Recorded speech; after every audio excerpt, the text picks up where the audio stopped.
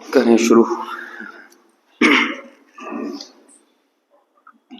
नमो अरिहंताणं नमो सिद्धाणं नमो आयरियाणं नमो वज्रायाणं नमो लोये सवसाहुणम् मंगलम भगवान वीरो मंगलम गौतमो गणि मंगलम कुंद कुंदाद्यो जैन धर्मोस्तु मंगलम सर्वमंगल मांगल्यम सर्वकल्याणकारकम प्रधानं सर्वधर्माणां जैनं जयतु शासनं जैनं जयतु शासनं वंदित सर्वसिद्धे धूमचलमणोऽमं गदिं पत्ते वोच्छामि समय पाहुड मृण्मो सुद केवली गणितम् नमः समय साराय स्वानुभूत्या चकासते चित्स्वभावाय भावाय सर्वभावांतरच्छिदे।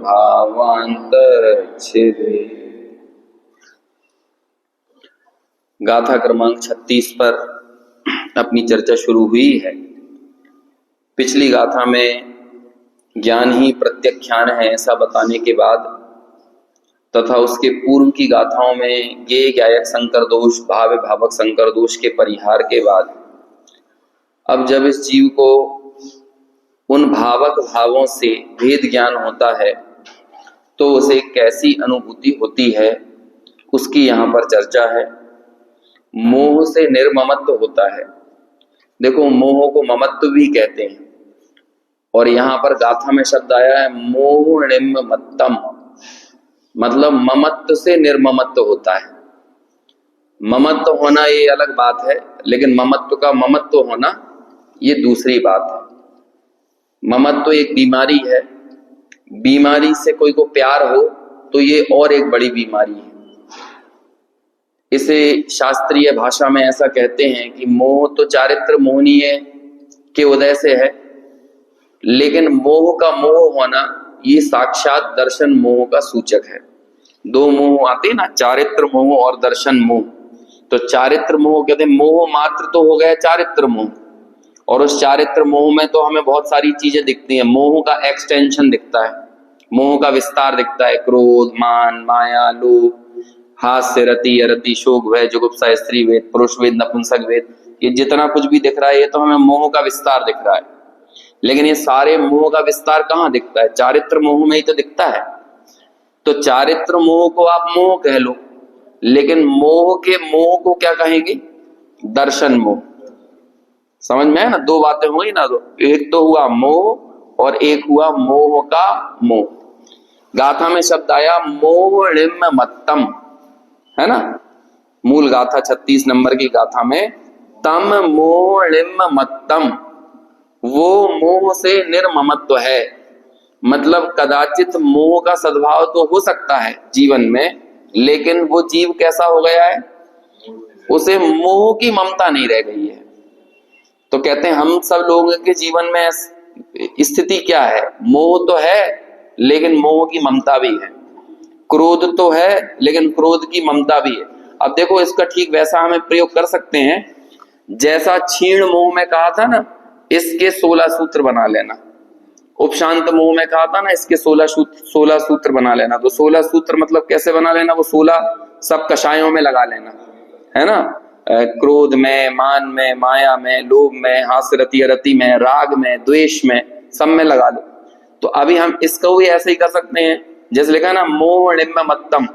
अब आप कर सकते हो क्रोह निम्मत्तम, मान निम्मत्तम, माया निम्मत्वम, लोभ निम्मत्वम। तो अब क्या हो जाएगा कि क्रोध तो हो लेकिन क्रोध का ममत्व तो नहीं हो, मान तो हो लेकिन मान का ममत्व तो नहीं हो। अविरत सम्यक दृष्टि जीव के जीवन में चौथे गुण स्थान में बोलो क्या नहीं है? क्रोध भी है, मान भी है, माया, लोभ, हास्य, रति, रति, शोक, भय, जुगुप्सा सब है, लेकिन क्या नहीं है? उसका ममत्व नहीं है। कषायें तो हैं लेकिन कषायों का ममत्व नहीं है, क्योंकि कषायों का ममत्व कब होता है? जब वो भाव हमें हमारे लगते हैं, जब भावक हमें हमारे लगते हैं, है ना। हमारा वजन कहाँ होता है, हमारा जोर कहाँ होता है? क्रोध के कारण हम ऐसा कर पा, क्रोध के कारण मुझे क्रोध बहुत आता है, तो मैं अपना क्रोध तो बहुत दिख रहा है, लेकिन उसी समय में ज्ञान क्यों नहीं दिख रहा? जबकि क्रोध को हम स्वयं अनुभव कर रहे हैं कि वो कभी ज्यादा हो रहा है, कभी कम हो रहा है, कभी है कभी नहीं है, लेकिन उस सर्व अवस्थाओं में कॉमन फैक्टर लगातार कौन बना हुआ है? ज्ञान को तो हम वास्तव में तो हम ज्ञान का अनुभव कर रहे हैं। जिस समय हमें ऐसा भी लग रहा है ना हम क्रोध का अनुभव कर रहे हैं, तब भी वास्तव में हम क्या अनुभव कर रहे हैं? क्रोध का। लेकिन जब हम ऐसे कहते हैं अरे मुझे क्रोध आ गया, मुझे क्रोध आ गया, मैं क्रोध से बहुत परेशान हूं, तो हमारा जोर ज्ञान पर नहीं है, हमारा जोर किस पर है? हम परेशान किससे होंगे? जैसे अपना मानेंगे उसी से तो परेशान होंगे ना। तो ऐसे ही क्रोध से कौन परेशान है? मान से कौन परेशान है? माया से, लोभ से कौन परेशान है? जो उसे अपना मान रहा है। तुम अपना मानते ही क्यों हो? समझ में? कुत्ते का उदाहरण हम सब लोगों ने सुना है। वो जो कुत्ता है गाड़ी के नीचे चलता है तो उसे क्या लगने लगता है? ये गाड़ी कौन चला रहा है? देखो लोक में भी कोई व्यक्ति जो गंदी मृत्यु मानी जाती है ना, तो वो कहते हैं कुत्ते की मौत मरोगे, ऐसा बोलते हैं। यदि किसी को संज्ञा देना हो तो अपन लोक में बोलते हैं ना कुत्ते की मौत मरोगे। क्यों ऐसे कहावत चल पड़ी है कुत्ते की मौत मरोगे? क्योंकि वो कुत्तों के दिमाग में एक चीज पड़ी रहती है कि जितनी गाड़ियां हैं ना, या तो उन्हें लगता है ये उनका ही आश्रय स्थल है कि उसके ही नीचे वो पनाह पाते हों, है ना। और ये मेरी मर्जी के बगैर गाड़ियां क्यों चली जा रही हैं? हमारे जीवन में जितनी भी किचकिच है ना, आप देख लेना, वो सारी की सारी कषायें, किचकिच, क्षोभ इस बात के लिए रहता है कि हम अमुक वस्तु को हमारे अनुसार परिणमित नहीं कर पा रहे हैं। और जब वो परिणमित नहीं होती तो हमें क्षोभ पैदा होता है, भौंकने लगते हैं, है ना। तो वो कहते हैं कि वो जो कषायें पैदा हुई उसके पहले क्या था? आसक्ति थी। और ऐसे ही किसी गाड़ी के पीछे जब वो कुत्ता भागता है, उसे रोकने के चक्कर में तो उसी की चपेट में आ जाता है। लोक में भी ऐसे ही होता है। 5 इंद्रियों के विषयों का उदाहरण टोडरमल जी ने दिया ना, एक एक इंद्रिय के विषय का उदाहरण दिया। वो कहते हैं कि देखो ये हाथी होता है, वो स्पर्शन इंद्रिय के विषय में बोरा जाता है कि हाथी हथनी के प्रेम में, जो हाथियों को पकड़ने की ट्रिक होती है एक, तो हाथी को कैसे पकड़ा जाता है? प्रवचन सार ग्रंथ में मोह, राग, द्वेष इन तीनों को हाथी पर घटित किया। और अभी यद्यपि मैं जो बता रहा हूं वो स्पर्शन इंद्रिय से बता रहा हूं कि एक हथनी के स्पर्शन इंद्रिय के राग में वो हाथी उसके पीछे भागता है, तो फिर क्या होता है? बीच में एक गड्ढे को घास से ढक दिया जाता है। तो वो हथनी तो ट्रेंड होती है, वो तो उस गड्ढे को नाक जाती है, लेकिन वो हाथी जो है ना, वो अनट्रेंड है ना, जो वो उस गड्ढे के अंदर घुस जाता है, क्योंकि उसे पता नहीं रहता कि ये घास फूस से ढका हुआ है। तो वो राग में पकड़ में आ गया कि नहीं। ऐसे ही द्वेष में भी पकड़ में आता है कि हाथी जब किसी दूसरे हाथी के द्वेष में उसके पीछे पड़ता है, तो वो दूसरा हाथी था, वो ट्रेंड था, वो तो जंप मार जाता है और ये हाथी क्या होता है? गिर जाता है। और तीसरा होता है खुद बेहोशी में और मूर्छा में गिर जाए, कि लोगों ने पकड़ लिया, शिकारियों ने, कि हाथी के आने जाने का रास्ता क्या है, उसी जगह पे गड्ढा बनाया, वहीं पर घास फूस से उसे ढक दिया और हाथी अपना मतवाला बेहोशी में चला आ रहा है और वो उसमें गिर गया। तो तीनों उदाहरण हो गए ना, मोह में भी फंस गया, राग में भी फंस गया और द्वेष में भी फंस गया। लेकिन टोडरमल जी ने वहां पर उसे स्पर्श इंद्रिय के राग में बावला होकर वो कैसे बंधन में बंध जाता है ये बताया। ऐसे ही रसना इंद्रिय में वो मछली का उदाहरण दिया कि मछली पकड़ने वाले जो रहते हैं तो उनका जो क्या कहते हैं उसको, जो भी कहते हैं, तो उसमें एक छोटा सा कोई कीड़ा वगैरह लगाते हैं, तो उससे वो दूसरी मछलियों को अट्रैक्ट करके उस मछली को अपने उस कांटे में फंसा लेते हैं। घ्राण चक्षु इंद्रिय का उदाहरण नहीं, स्पर्श घ्राण इंद्रिय का उदाहरण देखो। भंवरे में इतनी ताकत होती है कि वो बड़े बड़े मोटी के गट्ठे होते हैं ना, उनको भी छेद कर जाए वो अपनी नोक से, जो भंवरा होता है। यदि वो कंटिन्यूअसली उसको लकड़ी को फोड़ देता है, वो लकड़ी को फोड़ के बाहर निकल सकता है, लेकिन फूल को तोड़ के बाहर नहीं निकलता। क्यों? क्योंकि उसे पुष्प का राग है कि अरे मैं इसे कैसे तोड़ सकता हूं, इसने मेरे को पराग दिया है ना। तो वो ये इंतजार करता है कि ठीक है अब सुबह हो जाने दो, फिर हम बाहर निकलेंगे। तो लकड़ी को तोड़ने में समर्थ वो भंवरा उस पुष्प की महीन सी पतली सी पंखुड़ी को नहीं तोड़ पाता, और अकेले उसके प्रेम में, उसकी आसक्ति में वो अपने प्राण खो देता है। ऐसे ही पतंगा होता है ना, वो भी प्रेम में, राग में, मोह में अपनी चक्षु इंद्रिय जन्य विषय के भोगने के चक्कर में किसके नजदीक आता है? दीपक के पास आता है और वो मर जाता है। और फिर कर्ण इंद्रिय के विषय में उदाहरण दिया हिरण का, कि ऐसे ही हिरण भी उसके सामने मधुर राग जब छेड़ा जाता है तो उसे मालूम है, पहले वो देख चुका है कि उसके साथी वगैरह कुछ होंगे, उन्हें भी ऐसे ही मधुर धुन बजा के फंसा लिया गया, लेकिन इसके बावजूद भी जब वो कर्ण इंद्रिय का विषय सामने आता है तो ये भी ऐसे ही बौरा जाते हैं और उसके चक्कर में फंस जाते हैं। जहां उसके प्रति प्रीति हुई, सिर्फ मोह नहीं, मोह का मोह भी हुआ, सिर्फ वो फंसाने वाली चीज अच्छी ही नहीं लगी है, बल्कि अपना अज्ञान भी उसे अच्छा लगा, और उसे ये लगता है जो होना होगा वो देखा जाएगा। हम सबके साथ भी ऐसा होता है कि नहीं? पता है कि ये ज्यादा मीठा खाएंगे तो हमारी शुगर बढ़ जाएगी, लेकिन फिर भी कई बार ऐसा लगता ठीक है जो भी ये सो देखेंगे ऐसा सोचते हैं, चलो खा ही लो।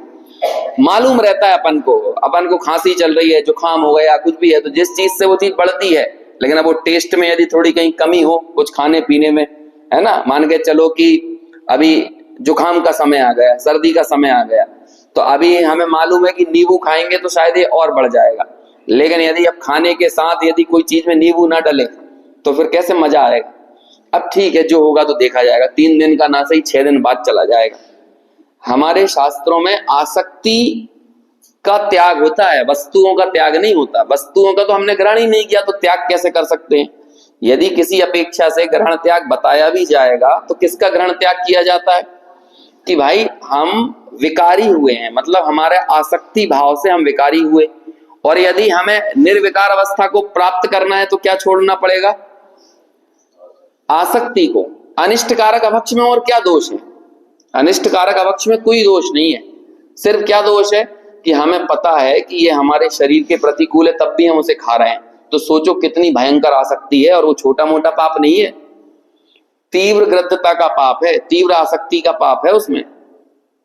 सोनगढ़ में जब गुरुदेव की विवक्षा में, गुरुदेव तो जब शुद्धात्मा की चर्चा करते थे तो वो त्याग आदि, इन बाह्य पदार्थों को, पर वस्तुओं के त्याग आदि को बहुत उड़ा देते थे, और सही बात भी है कि पर वस्तु का जब हमने ग्रहण ही नहीं किया तो त्याग कैसे करेंगे।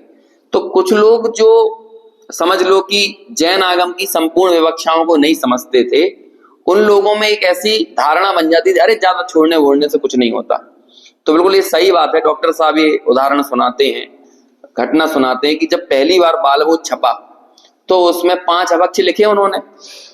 तो जो उस समय के तत्कालीन विद्वान थे, अब डॉक्टर साहब तो छोटे से थे, 30 साल के रहे होंगे, 30-32 साल की उनकी उम्र होगी, तो कई बड़े बड़े सीनियर लोग थे, 60 साल, 65 साल, 70 साल, जो उन्होंने डॉक्टर साहब से कहा अरे जी अनिष्ट को अभक्ष में क्यों रखा है ये कोई अभक्ष थोड़ी, इससे कहाँ के जीव मर रहे हैं अनिष्ट से।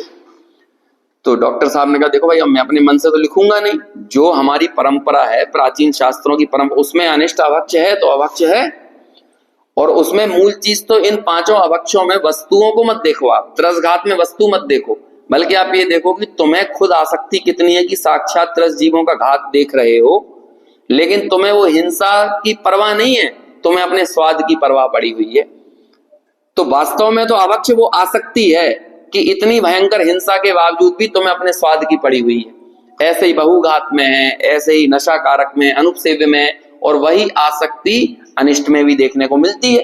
तो अभक्ष तो वो होगा, लेकिन नहीं, सब लोगों ने फिर दबाव बनाया, तो अब सब लोग जब सीनियर बोल रहे हैं तो क्या कर सकते हैं, है ना। लोगों को भी ऐसा लगता है कि अब ज्यादा उम्र वाले बोल रहे हैं तो मानना पड़ेगा। हालांकि दुनिया की किसी डिक्शनरी में बड़े का पर्यायवाची सही नहीं होता है ना। कोई बड़ा हो तो इसका मतलब वो सही भी हो, ये तो नहीं हो सकता ना। यदि ऐसा होने लगे तो फिर तो श्रीमद राजचंद्र जी को हम कभी ज्ञानी नहीं मानेंगे। 31 साल में तो उनके प्राण ही चले गए थे।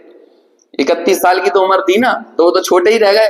तो अब कोई 80 साल का आदमी होगा, अरे 31 साल के लड़के की बात हम क्या माने, 31-32 साल की कुछ तो उम्र थी ना। तो ऐसे कई लोग ऐसे हुए। तो अब डॉक्टर साहब को भी क्या किया गया, बाकी सब लोगों ने दबाव बनाया। तो बिल्कुल सही है, जब पहली बार जब भाग प्रकाशित हुआ तो उसमें 4 अवक्ष ही दिए गए थे है ना, जब इतने सारे लोगों ने प्रेशराइज किया। तो बाद में जब ये बात फिर सब जगह तक पहुंची, दिगंबर महासभा वगैरह तक, और फिर उससे सोनगढ़ का विरोध हुआ। देखो ये सोनगढ़ वालों क्या तो 4 ही अवक्ष होते हैं, 5 अवक्ष नहीं होते, ऐसा करके गई बात। ऐसे 2 बड़े मुद्दे उठे थे, उसमें एक मुद्दा ये भी था। तब ये बात फिर गुरुदेव के पास गई। डॉक्टर साहब ने भी कहा कि साहब देखो, हम तो 5 ही अवक्ष लिखे थे, लेकिन जो हमारे और भी जो बड़े श्रेष्ठी बड़े विद्वान थे, उन्होंने बोला कि 4 अवक्ष, तो हमने 4 कर दी, अब क्या करें है ना। तो गुरुदेव ने कहा नहीं, आगम की मूल परंपरा से खिलवाड़ करने की कोई जरूरत नहीं है।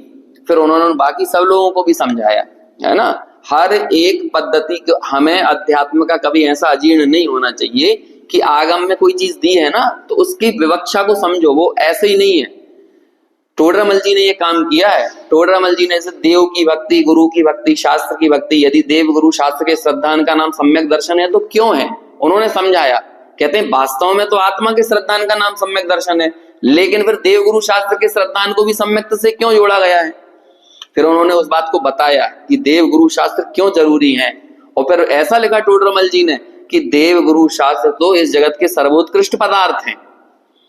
वैसे तो सर्वोत्कृष्ट पदार्थ क्या है, कोई आत्मा आत्मा करने लगे तो देखो, इस पूरी परंपरा को कोई तिलांजलि दे दे और आत्मा आत्मा करने लगे ना, तो वो व्यक्ति सांख्यमतियों टाइप हो गया, सांख्यमति बन गए। सांख्यमति भी ये कहते हैं सब माया है, कोई कुछ नहीं होता है, मूल वस्तु तो क्या होती है, एक आत्मा ही होती है। तो ऐसा करके यदि आप हमारे आगम के बेस को निकाल दो, इसलिए मैं वो पहले भी 1-2 बार वो लाइन प्रयोग कर चुका हूं कि बिना आगम का अध्यात्म अनर्थ करने वाला है। यदि आपके नीचे आगम का बेस ना हो, अभी देखना, अभी आगे जाकर हम 50 से लेके 55 गाथाएं पढ़ेंगे, तो मालूम उन गाथाओं में क्या कहेंगे, जीव का क्या स्वरूप है।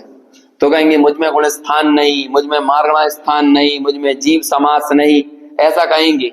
अभी कोई इन 5 गाथाओं को लेके और पूरी आगम परंपरा को उठाकर अलग कर दे तो, अरे जो कुंदाचार गुण स्थान और मारणा स्थान को याद कर रहे हैं ना, वो याद ही तब कर रहे हैं कि नीचे जैन शासन में एक विवक्षा गुण स्थान मारणा स्थान वाली भी है। और जीव का विश्लेषण, जीव का अन्वेषण 2 विवक्षाओं से होता है, सामान्य से और विशेष से। एक विवक्षा को गुण स्थान कहते हैं, एक विवक्षा को मारणा स्थान कहते हैं। तो जीव के अन्वेषण के काल में ये गुण स्थान और मारणा स्थान दोनों ही जरूरी थे, तभी तो हमने उनको याद किया। लेकिन फिर बात आती है, अन्वेषण की बात अलग होती है, अनुभूति की बात अलग होती है। आपने जीव को समझ लिया ना, उसका अन्वेषण कर लिया ना, स्वरूप समझ लिया, अब अनुभूति करने के लिए क्या करना पड़ेगा, उन्हीं गुण स्थान और मारणा स्थान का अवलंबन छोड़ना पड़ेगा। कहते हैं विवक्षाओं को समझो। यदि नए ज्ञान में हम पारंगत नहीं है, पूर्व में यह बात आ चुकी है, जब 26वीं गाथा में प्रश्न खड़ा किया था कि आत्मा और शरीर को यदि तुम सर्वथा भिन्न मानोगे तो तीर्थंकर आदि की स्तुति मिथ्या साबित होगी। 26वीं गाथा में बात आई थी, एक लाइन में उत्तर दिया था अमृत चंद्राचार्य ने, बाद में फिर गाथा लिखी थी, क्या, तुम नए ज्ञान से अनभिज्ञ हो। क्या कहा था, ऐसी बातें करने वाला कौन है। ऐसे ही हम सब लोग जितने बैठे हैं ना, हमें आगम में खोट निकालना है तो हम सब अपने अपने प्रश्न लेकर आ सकते हैं, लेकिन उसका एक ही उत्तर है, तुम नए ज्ञान से अनभिज्ञ हो। नए कोई छोटी मोटी चीज थोड़ी है। देखो दृष्टि में तो समय सार आना चाहिए, लेकिन समय सार दृष्टि में आने के पूर्व की मेहनत बहुत है।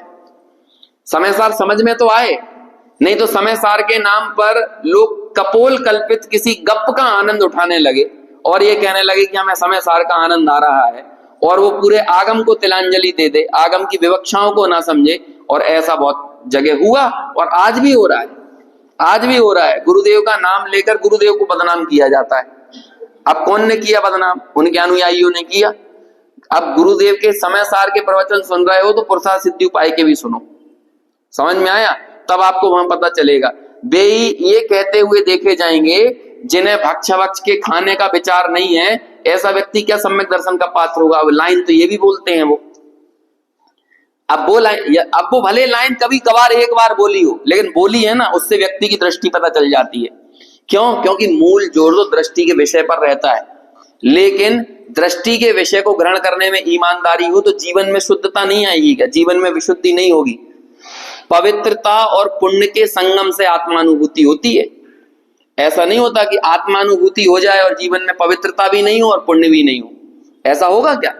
ये दोनों चीजों का समन्वय रहेगा। पहले बात आई थी ना, निर्विकल्पता के पूर्व शुभ विकल्प आएंगे।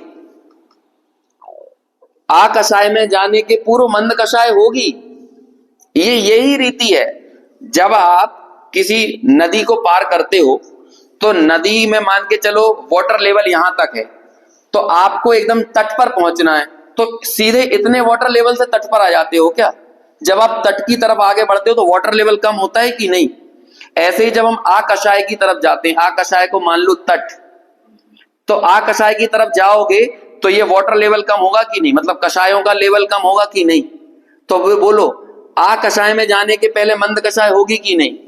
और मंद कषाय में फिर ये स्वयमेव अप्रत्यख्यानावरण, प्रत्यख्यानावरण, संजुलन, इन सब कषायों का क्रम क्रम से अभाव होता है। जिस समय जो व्यक्ति नदी के बीच में रहते हुए तट की तरफ आगे बढ़ रहा हो, नदी के बीच में रहते हुए भी उसके लक्ष्य में तट होता है। नदी के बीच में पैर हैं, लेकिन इसके बावजूद भी वो नदी में रहने को उपादेय नहीं मानता।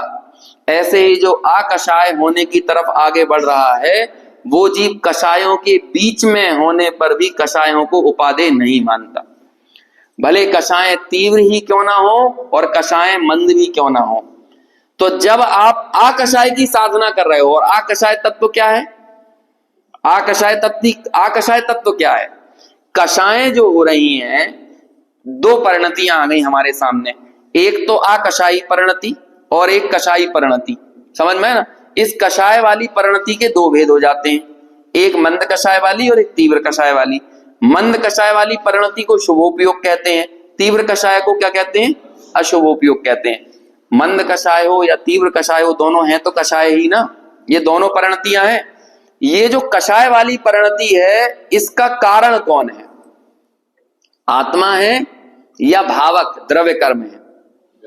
जो कषाय से अनुरंजित परिणाम हुआ जीव का, जिसके कारण हम उसको कसाई जीव बोल रहे हैं। अशुद्ध निश्चय ऐसे हम सीधे क्या बोल देते हैं उस जीव को?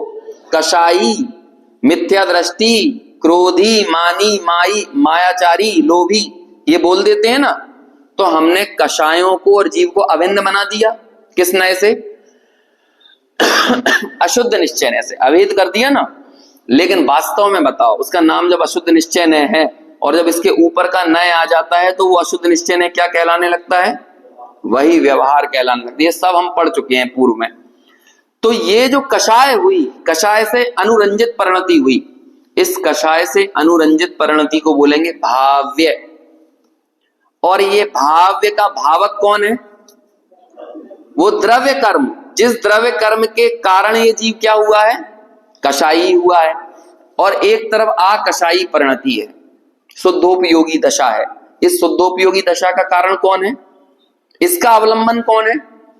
आत्मा खुद। इसका अवलंबन कौन हुआ? आत्मा खुद। तो जब आपके लक्ष्य में आत्मा है, तो अब आप इन कषायों को अपना मान सकते हो क्या? उनमें ममत्व हो सकता है क्या?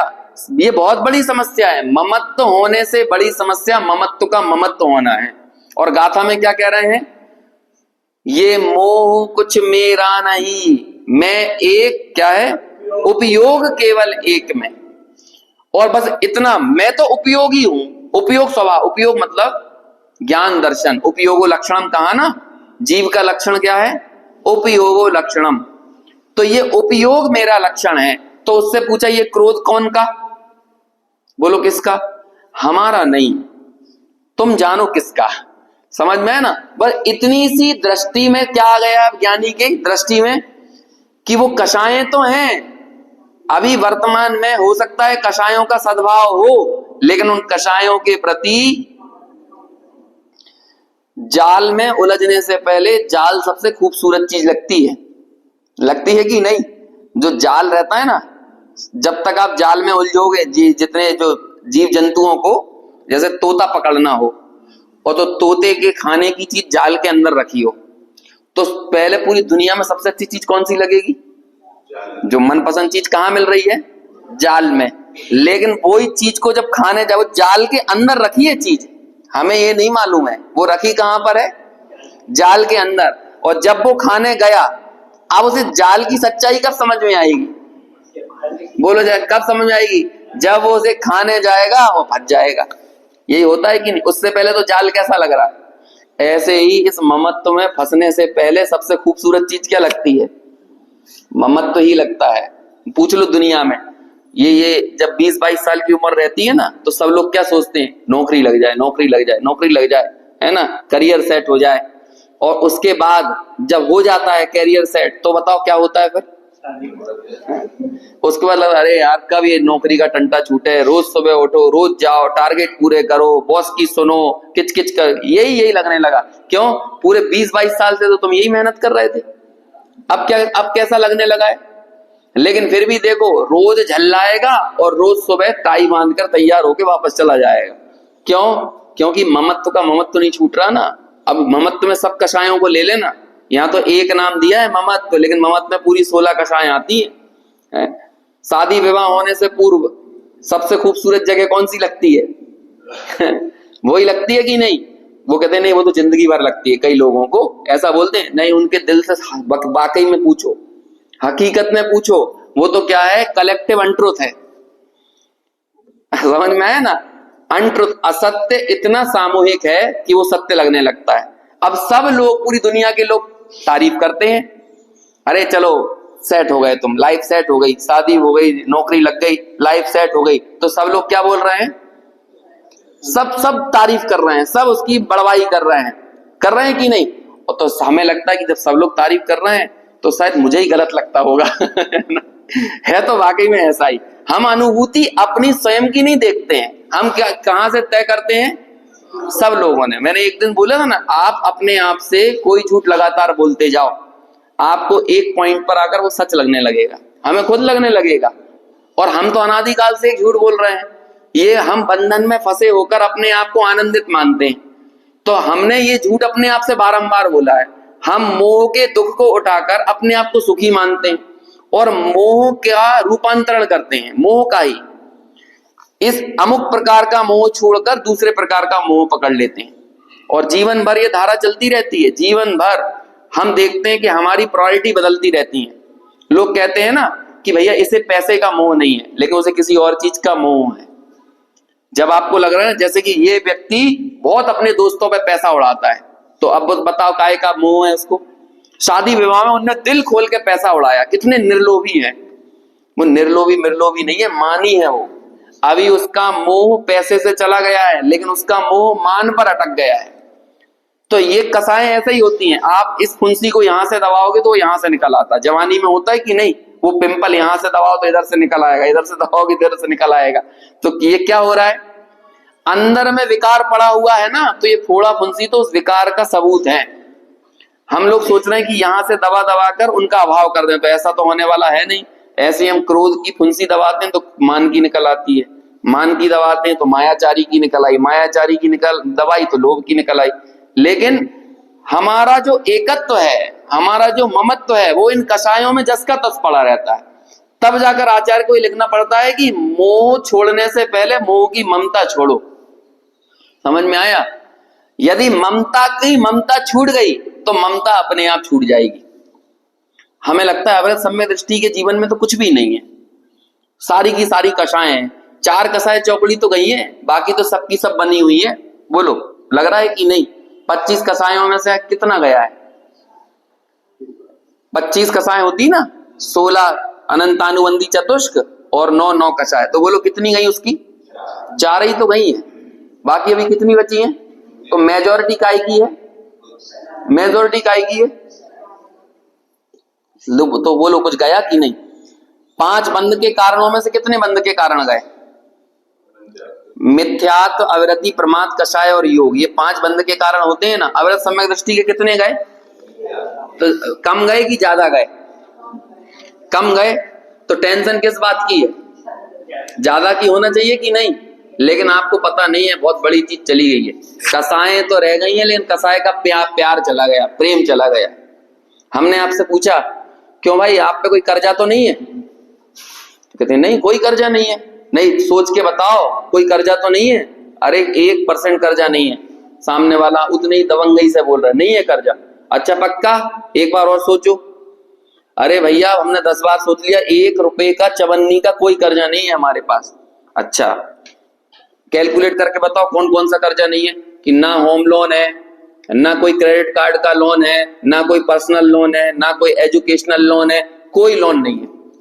तो हमने पूछा अच्छा बता ना आज तारीख कितनी है? कहते आज तो 15 तारीख है। तो 15 तारीख जो बिजली का बिल तुमने भोगा है उसके कर्जदार हो कि नहीं? है जो 15 दिन का पानी का यूज किया है, अभी मान के चलो 4-5 महीने प्रॉपर्टी टैक्स का टाइम निकल गया मार्च के बाद से, तो 5-6 महीने वो प्रॉपर्टी टैक्स का कर्जा है कि नहीं? तो फिर आप क्या बोलोगे? अरे हाँ भैया वो भी कोई कर्जे में कर्जा होता है क्या? वो भी जिस दिन बिल आएगा उसी दिन हमने वो क्या कहते हैं आजकल वो भीम वगैरह यूपीआई ऐप होते हैं ना, उसमें ऑटो पे मोड डाल रखा है हमने कि जहां वो बिल जनरेट होता है वहीं के वहीं ऑटो पे हो जाता है। वहां भी वो भी कर्जा नहीं है। भले कर्जा नहीं है, वस्तु स्थिति में कर्जा नहीं है, लेकिन बताओ है कि नहीं अभी?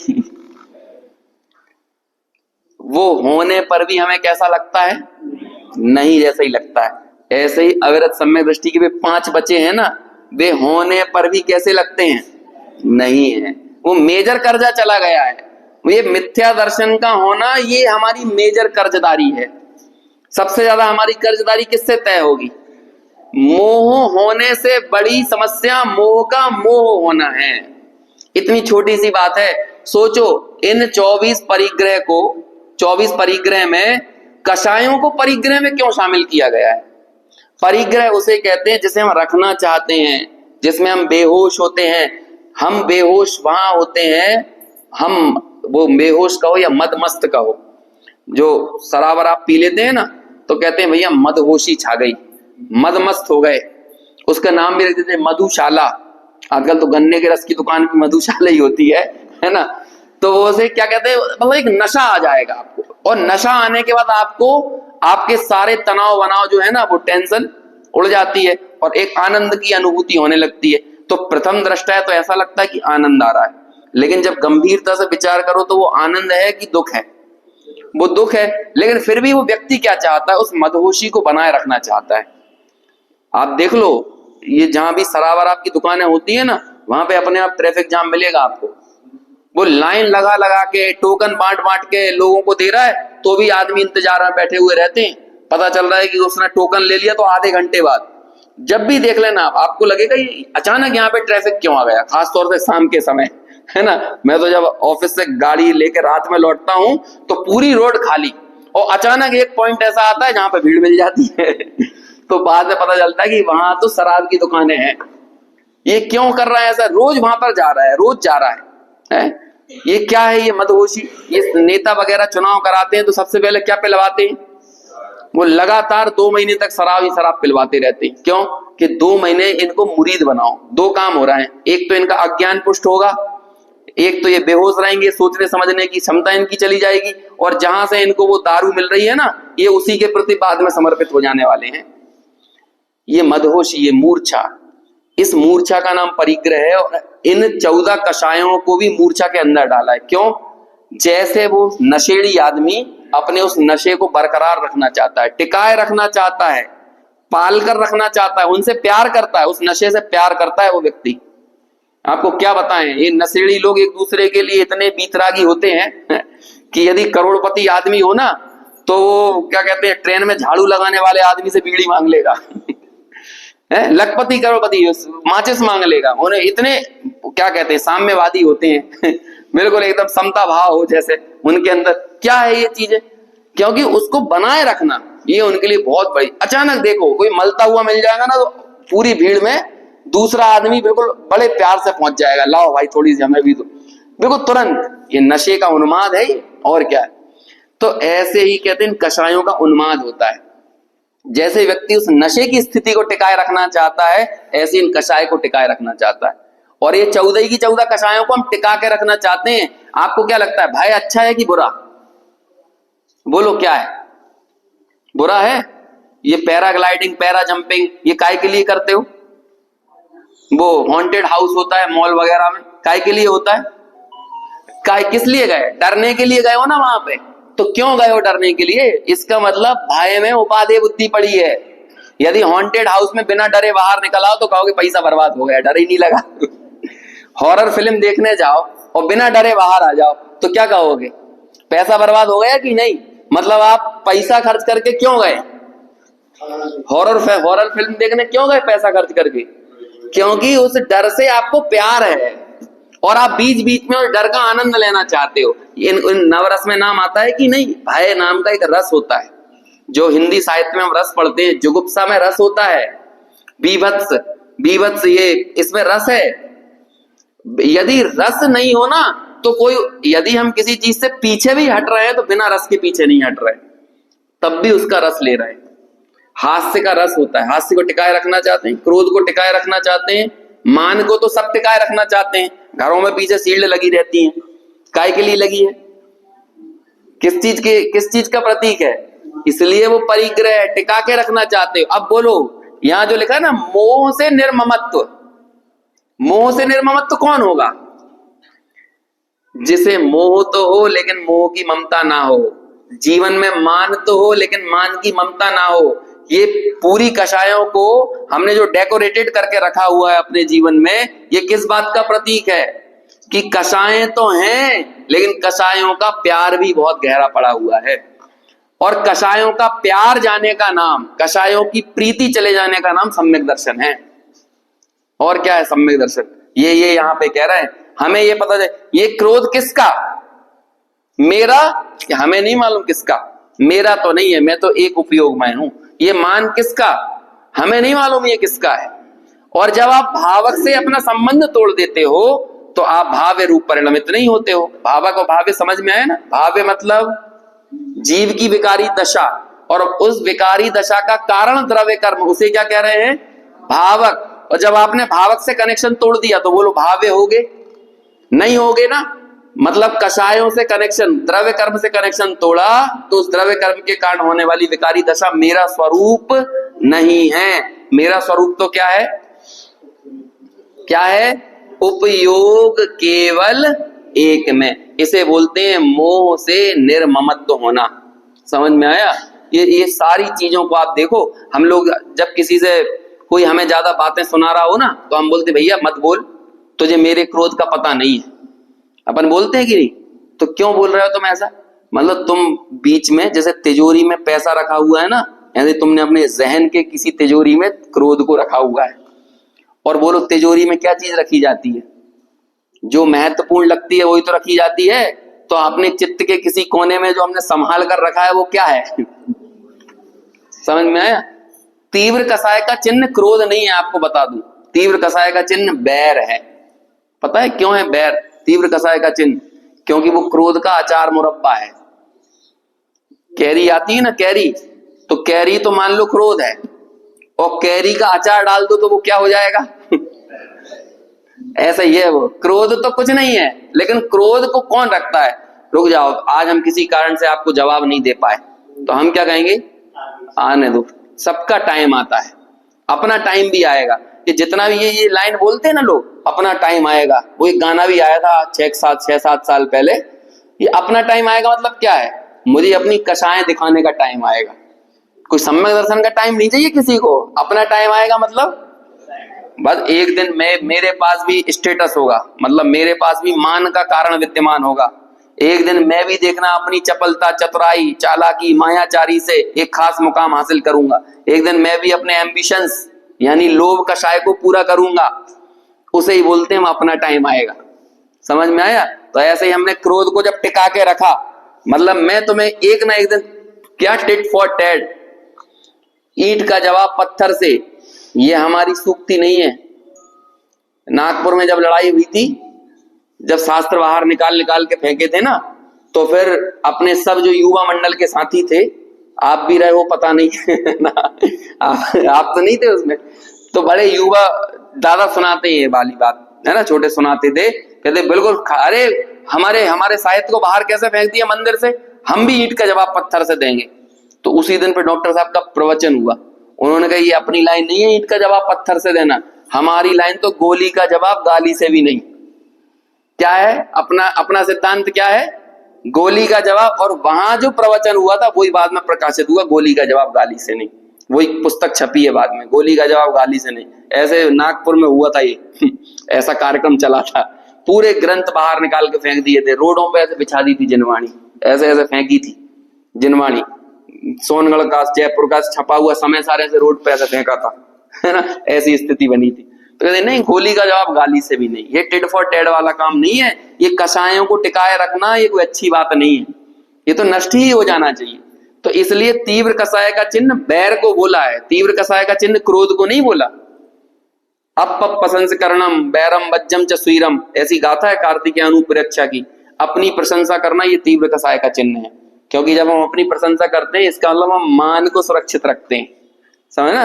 अप प्रशंसकरणम पूज्येषु भी दोष गहनम बा, पूज्य पुरुषों में जब हम दोष देख लेते हैं, देखो आचार्यों ने तो अज्ञानियों में भी असमानता नहीं की, ये जगत के जीव है ना, उनमें भी ऐसा नहीं कहा कि तुम छोटे तुम बड़े, ऐसा नहीं कहा, असमानता नहीं की, उन सबको एक समान दृष्टि से देखा, तुम भी भगवान तुम भी भगवान, ऐसे ही देखा ना आचार्यों ने।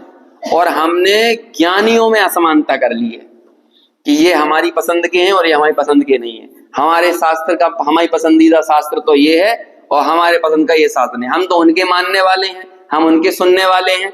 तुम्हें जिन्हें मानना जिन्हें सुनना उन्हें सुनो, लेकिन ये जो असमानता की खाइयां खड़ी कर देते हो ना, ये जैन शासन नहीं है।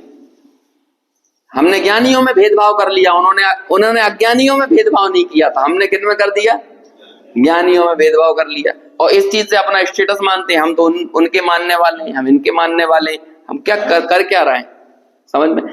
इससे पता चलता है कि हमने एक ज्ञानी को जब ऊर्ध्व किया तो हमने ये सब में है, हमें पता नहीं है ग्रहित मिथ्या तो कहां कहां होता है। आपको महावीर जी अच्छा लगने लगे ना दूसरे सबसे, ये ग्रहित मिथ्यात्व है। दूसरे तीर्थों में आपको हल्का, अब देखो हमें तो जब भी मौका मिलता है तो हम तो कुंडलपुर ही जाते हैं, क्यों कुंडलपुर ही जाते हो, यदि बगल में थूवन जी चले जाओगे तो दिक्कत हो जाएगी। जो काम कुंडलपुर वाले बाबा कर सकते हैं वो थूवन वाले भी कर सकते हैं, और जो थूवन वाले नहीं कर सकते ना वो कुंडलपुर वाले भी नहीं कर सकते, समझ में आया। ये ग्रहित मिथ्यात्व है, पता नहीं है। यदि आपको कुंडलपुर अच्छा लग रहा है और तिजारा अच्छा नहीं लग रहा, या तिजारा अच्छा लग रहा है और महावीर जी अच्छा नहीं लग रहा, ये ग्रहित मिथ्यात्व है, गलत फहमी में पड़े हुए लोग बाग। एक मंदिर की एक प्रतिमा अच्छी लग रही है, दूसरी प्रतिमा नहीं लग रही है, क्योंकि तुम्हें लग रहा है ये प्रतिमा हमने स्थापित करी, ये ग्रहित मिथ्यात्व है। अब बोलो अवलंबन क्या बन रहा है यहाँ पे, अवलंबन तो देव है, जिनबिंब है, लेकिन जिनबिंब के आश्रय से पुष्ट क्या हो रहा है, अंदर में मिथ्यात्व पुष्ट हो रहा है कि नहीं। इंसान की फितरत तो देखो, हम तो कहते हैं तुम जो घर गृहस्थी के संयोगों में पड़े हो ना वहां राग द्वेष मत करो, और ये इंसान बीत रागता के स्थलों में जाकर राग द्वेष खड़ा करने लगता है। क्या कहें, जैसे संस्कार होंगे वैसे ही संस्कार आगे बढ़ते जाते हैं। पूज्य ये लिखा उन्होंने, ये तीव्र कसाय का चिन्ह है। यदि तुम अपनी प्रशंसा करते हो ये तीव्र कसाय है, यदि पूज्य पुरुषों में दोष ग्रहण करते हो तो ये तीव्र कसाय है। और तीसरा कारण लगा बैरम मज्जम च सुईरम, बैर धारण करना ये तीव्र कसाय है। क्रोध कर लेना तीव्र कसाय नहीं है, क्रोध तो सम्यक दृष्टि के भी हो जाता है। भरत जी ने भी छोड़ दिया था चक्र बाहुबली के ऊपर, अब बोलो हालांकि डॉक्टर साहब ने उसमें दूसरी दृष्टि दी है ना, उन्होंने ऐसा बोला अब मैं क्या करूं इस चक्र का, ये चक्र तुम भी तुम ही रख लो, है ना। ऐसा बाहुबली के लिए जब वो 3 तरह के युद्ध हुए ना, तो उन्होंने कहा 3 युद्धों में अब जब नहीं टिक पाए भरत जी, तो कहते हैं अब इस चक्र का भी मैं क्या करूं, ये चक्र भी बेटा तुम ही रख लो। ऐसा बड़े भाई ने तो बड़प्पन दिखाया। अब बहुत सारी कहानियों में क्या है ना, ऊपरी घटनाएं लिखी जाती हैं, अंतर की दृष्टि तो खोजना पड़ता है, नहीं तो ऊपर की घटना है। भरत जी का लेवल बहुत हाई था, मतलब भरत जी के वैराग्य को समझना, उनके संयोगों के बीच में, इसके लिए बहुत विलक्षण दृष्टि चाहिए, और वो अद्भुत प्राणी है भरत जी। और ये भरत जी के नाम पे भारत नाम है देश का। ये बिल्कुल जन सामान्य स्वीकृत बात है, जैनियों की अकेली बात नहीं है। अजैनियों से भी पूछ लो तो वो भी बता देंगे ऋषभ देव के पुत्र भरत के नाम पर इसका नाम भारत है। और मालूम क्यों है भारत? क्योंकि संयोगों के बीच में अनासक्ति का सर्वोत्तम उदाहरण यदि किसी के जीवन में दिखता है तो वो किसके जीवन में दिखता है? भरत के। तो भारत की संस्कृति वही है जो भरत की संस्कृति है, और भरत की संस्कृति अनासक्ति की है, तो भारत की संस्कृति भी क्या होगी? अनासक्ति। तो ऐसे भारत का राष्ट्रीय फूल क्या होगा? कमल, क्योंकि वो भी अनासक्ति का उदाहरण दे रहा है। यही दे रहा है ना कि कीचड़ के बीच में रहकर, जल के बीच में रहकर जल से भिन्न कमल है। जल से भिन्न, उसमें बिल्कुल एकदम रूखा रहता है, जल के बीच में रहता है लेकिन एक पानी की बूंद को भी एक्सेप्ट नहीं करता है, टोटल अनएक्सेप्टेड रहती है। ऐसी अनासक्ति की संस्कृति का नाम भारत की संस्कृति है। और वो अनासक्ति वस्तुओं से तो बाद में होती है, सबसे पहले कषायों से होती है। ये क्रोध कुछ मेरा नहीं, ये मान कुछ मेरा नहीं, ये माया कुछ मेरी नहीं, लगा लो अब सब जगह। जैसे यहां हम पढ़ रहे हैं ना, कुछ मोह वो मेरा नहीं, उपयोग केवल एक मैं, इस ज्ञान को ज्ञायक समय के, मोह निर्ममता कहें। बस अब एक शब्द बदलते जाओ तो 16 श्लोक बन जाएंगे। ये क्रोध कुछ मेरा नहीं, उपयोग केवल एक मैं, इस ज्ञान को ज्ञायक समय के, क्रोध निर्ममता कहें। बस यही शब्द बदलते जाओ। ऐसे ही मान, माया, लोभ, हास्य, रति, अरति, शोक, भय, जुगुप्सा। समझ में आया? अपना परिचय इस बात से मत दो कि आई एम, वो स्लैम बुक भराती थी ना, तो उसमें हम अपना परिचय देते थे, अपना क्या ऑब्सेशन बताते थे, हम किसको लेकर ऑब्सेस्ड हैं, है ना? फिल्मों को देखकर, खाने को देखकर, I am foodie, I am travel Fricker, क्या बोलते हैं उसका, ऐसे ही कुछ नाम है ना, फ्रीकी। ट्रेवलिंग को लेकर मैं बहुत ज्यादा बेचैन हूं। अरे भैया, वो ट्रेवलिंग तेरी जिस ज्ञान से होगी उस ज्ञान के लिए भी हो जा थोड़ा सा, उतना सा है। एक काम कर, तुझे ट्रेवलिंग का हम पूरा सर्टिफिकेट देते हैं, टिकट्स देते हैं पूरे दुनिया घूमने का, लेकिन ज्ञान अपने पास रख लेते हैं। अब घूम लो। ऐसे मुर्दों की ट्रेवलिंग कराई जाए तो क्या होगा? एक बार की बात है, मेरे ऑफिस से एक दोस्त था, तो 12-13 साल पहले की, जब मैंने नया ज्वाइन किया था, तो वो फ्रांस में कॉप, जो अभी ब्राजील में हो रहा है ना, पर्यावरण सम्मेलन अंतरराष्ट्रीय, वो कवर करने के लिए गया था। तो वो मेरा क्या कहते हैं, पावर बैंक लेके चला गया। तो जब वहां से लौट के आया, कहला देखो हम तो फ्रांस घूमी आए, तुम्हारा पावर बैंक भी घूम आया। तो अब मैं क्या बोलने लगूं, मैं क्या सोचूं? अब इस बात से मैं खुश हो सकता हूं क्या? क्यों? क्योंकि मुझे अपनी सत्ता, वास्तव में देखो, हम अज्ञान दशा में भी अपनी सत्ता की स्वीकृति वहां करते हैं जहां पर हमारी वास्तविक मौजूदगी, और हमारी मौजूदगी वहां है जहां हमारा ज्ञान है।